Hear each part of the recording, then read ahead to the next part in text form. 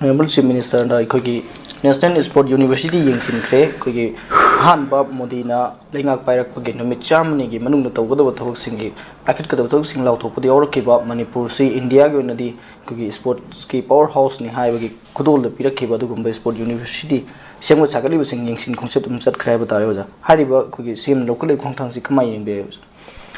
Masidi lenga amagi to bom to pamai nomenclature haidunida id Central University Manipur le lenga Central University Sport National University hai taiga su Manipur state level mai responsibility khale ko masi tawriba suriba agency khangde ama khangde le loima khoi Manipur gi miyang mai le na bangak tani ri maru en masi khudong sa phangduri si Manipur gi people na ayam bane ko sa thabak employment to oiro adegi student to oiro any from amada kaida digi magi infrastructure mayam singa du masigi benefit chanabagi kari amagi lawo mayam singa sida maximum benefit phangdu si Manipur ni na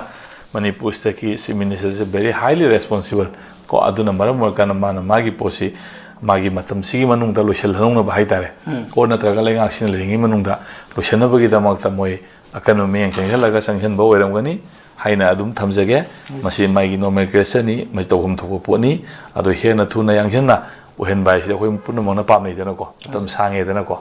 sigi posi khitang khara hena SPD ena tawhonna ba masu masi thawa yaw sana bagi mi su oibani na ko armai tawna tawbo eram ngani na ai thamjage yamuze jang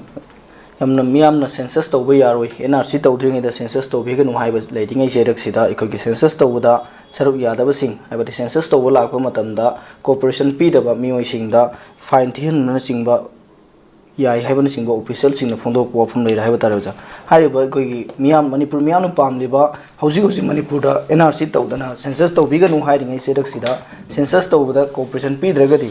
tandi phangba yai haibana singba wafum thoi kama yengbe huji ori film siga miyamna pambe siga madu ain gi aduna ain gi wani ko ain nama haiba sidi moina haido ain gi lon ne bo yaw traga seira pi bi yai haibai wane bo aduna moi ain gi wani moi gi tawhom thokom tawjabani madu akhoina kaishu kanna kena tawningai leite aduga census ama tawba tawdaba haiba si NRC census ki hoji contradiction ani thole dara NRC tawgadamni haiba sida karamba phase tawdoino NRC si karawai district tawdoino haibani sing pot mayam thola ga leiba confusing state am leibani pot ni na adigi census yaudra delimitation tawba yaroi daba kholo daba di problem mayam